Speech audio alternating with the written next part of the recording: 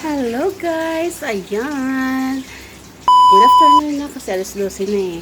Ayan, so our lunch for today, our meal for today is charan!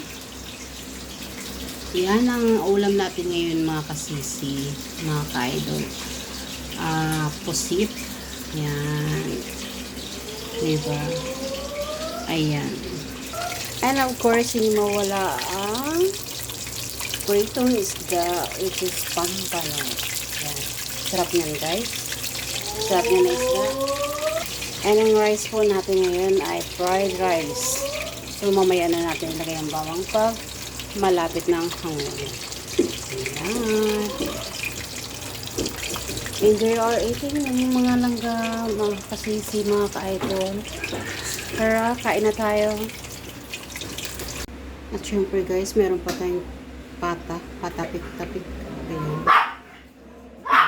At ayan, ang mga dugis namin, si Pochi. At ang food niya, munggo and liempo.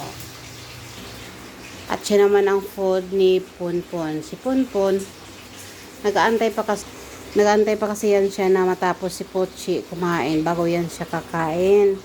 Siyempre nga naman, diba, may kasabihan nga ang iba na ikaw munang kumain.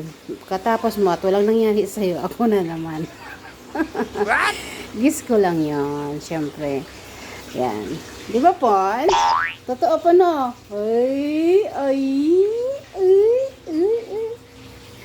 Kain ka na dun.